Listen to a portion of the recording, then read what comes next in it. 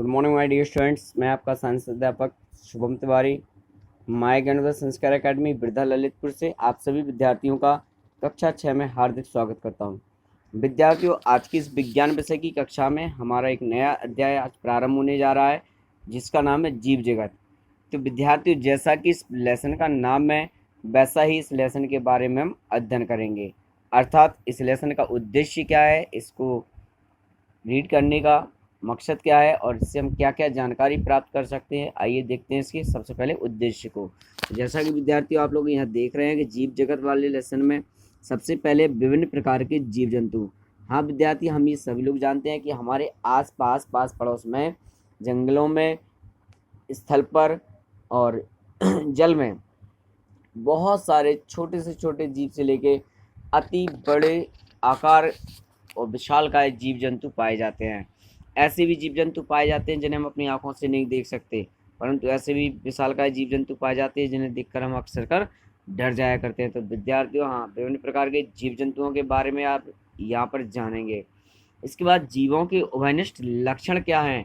विद्यार्थियों, जीव जंतुओं में वो कौन सी कॉमन लक्षण हैं, गुण हैं जो अक्सर कर एक दूसरे में मिलते हैं। तो आइए इसके बारे में भी इसमें अध्ययन करेंगे। तीसरा है लक्षणों के आधार पर जंतुओं का वर्गीकरण।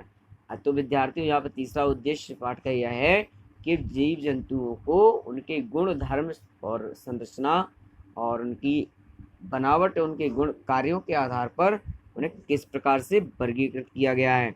इसके बाद लक्षणों के आधार पर पौधों का भी वर्गीकरण होगा। विद्यार्थियों यहाँ पर जिस प्रकार जीव जंतुओं के लक्षणों के आधार को मान करके उनका वर्गीकरण किया गया है, उन्हें बांटा गया है, उन्हें भिन्न भिन्न प्रकार की प्रजातियों जातियों में वर्गीकृत करके लिखा गया है। ठीक उसी प्रकार से पेड़ पौधे भी वे सजीव प्राणी हैं जिनको उनके लक्षण, गुणधर्म और संरचना और उनकी उत्पत्ति के आधार पर वर्गीकृत करके उन्हें भी सिस्टमैटिक ढंग से उनका वर्गीकरण किया गया है। तो विद्यार्थियों, आइए इस लेसन का अध्ययन करके हम जानते हैं कि क्या इस लेसन में है। तो विद्यार्थियों, सबसे पहले जो उद्देश्य विभिन्न प्रकार के जीव जंतु, आइए इस पर चर्चा करते हैं। तो जैसा कि हम सभी लोग जानते हैं कि बाग, बगीचे, नदी, नाले, तालाब, जंगल, मैदान, पहाड़, चिड़ियाघर आदि सभी जगहों पर, मिट्टी में भी, मतलब ऐसा कोई भी जगह, कोई भी स्थान नहीं होगा जहाँ पर हमें कोई ना कोई जीव जंतु प्राप्त ना हो। तो विद्यार्थियों, जैसा कि अभी मैंने आपको बोला कि हमारे परिवेश में, परिवेश का अर्थ है हमारे चारों ओर जहाँ पर हम रहते हैं वहाँ का जो वातावरण है, पर्यावरण है, जो मौसम है, जो जलवायु है, उसके अनुकूलित जो भी जीव प्राणी या पेड़ पौधे हमारे आसपास पाए जाते हैं वो सभी इस जीव जगत का एक हिस्सा हैं। तो विद्यार्थियों, आइए बात करते हैं, जैसे कि यहाँ पर एक टेबल दिया है कि बगीचे में कौन कौन से पेड़ पौधे पाए जाते हैं, पर्वतीय क्षेत्र, स्थल में, समुद्र में और अन्य स्थानों में। विद्यार्थियों, ये टेबल इसलिए दी है, आपने देखा होगा कि हम लोग बहुत सारी जगह पर घूमने जाते हैं। कभी हम लोग चिड़ियाघर घूमने जाते हैं तो चिड़ियाघर में एक ही जगह पर विभिन्न प्रकार के पेड़ पौधे, फूल वाले, फल वाले और छायादार बड़े बड़े वृक्ष हमें देखने को प्रायः मिलते हैं। दूसरा, तालाब में भी आपने देखा होगा जलीय जीव हमें देखने को मिलते हैं, मछली, मगरमच्छ और भी कई प्रकार के जलीय जीव देखने को मिलते हैं। साथ ही साथ स्थलीय जीव जो कि जंगलों में अक्सर कर पाए जाते हैं, शेर, चीता, हाथी, कंगारू, बहुत सारे ऐसे प्रजातियों के जीव जंतु चिड़ियाघर में एक साथ एक स्थान पर देखने को हमें मिलते हैं। विद्यार्थियों, तो यह जो टेबल है, जैसे बगीचे में, तो बगीचे में हमें कौन कौन से पेड़ पौधे, फूल वाले, फल वाले क्या क्या प्राप्त हो दिखते हैं, क्या क्या मिलते हैं, उनका एक शो हमें लिखना है। जैसे कि आपने देखा होगा, कभी आप बगीचे का भ्रमण करें तो आप पाएंगे उसमें विभिन्न प्रकार के फूल लगे हुए हैं, गुलाब के, गेंदे के, कमल के, तालाब में लगा हुआ है बहुत सारे फूल, फलों के भी, आम, जामुन, पीपल, बरगद, ये सारे आपने पेड़ देखे होंगे, नीम। तो ये आपको बगीचे में मिलेंगे। पर्वतीय क्षेत्रों में आपने देखा ऊंचे ऊंचे लंबे लंबे पेड़, घनेदार पेड़ वहाँ पर प्राप्त होते हैं पर्वतीय क्षेत्रों में। मरुस्थल में कटीली झाड़ियाँ आदि प्राप्त होती हैं। समुद्र में जलीय जीव के साथ साथ आपके कबक, शैवाल, हरे शैवाल, ये आपको प्राप्त हो। अन्य स्थानों में क्या क्या प्राप्त होता है ये आप जानकारी करके लिखिए। तो दूसरा इसका जो टॉपिक है, जीवों में आकार आकृति भोजन की आदतों में भिन्नता। तो विद्यार्थियों आइए सबसे पहले बात करते हैं आकार में भिन्नता की। तो विद्यार्थियों आपने देखा होगा कि हमारे आसपास जितने भी जीव जंतु पाए जाते हैं, जितने भी पेड़ पौधे पाए जाते हैं, उनका जो आकार होता है, उनकी जो संरचना होती है, वो प्रायः अलग अलग होती है। जैसे आपने देखा कुत्ता, बिल्ली, घोड़ा, हाथी आदि, हम इन सब जानवरों को देखते हैं। तो विद्यार्थियों क्या पाते हैं, बिल्ली का आकार छोटा होता है, कुत्ते का बड़ा होता है, घोड़ा और बड़ा होता है, हाथी और बड़ा होता है।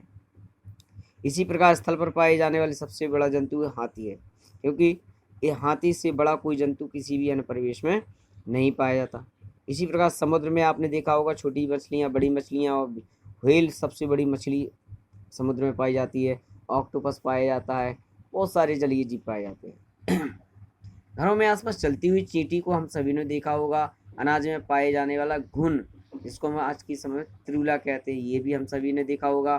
तो ऐसी चीज़ों को तो हम अपनी आंखों से देख लेते हैं, परंतु इनसे भी कुछ ऐसे छोटे छोटे जीव हैं जिन्हें हम अपनी आंखों से नहीं देख सकते।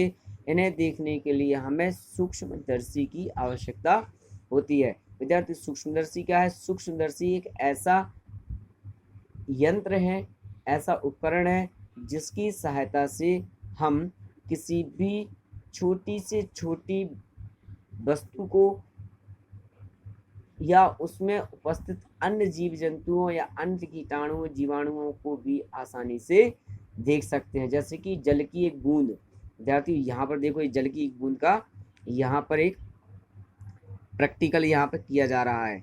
एक लड़की है, इसको सूक्ष्मदर्शी की सहायता से जल की बूंद दिख रही है वो।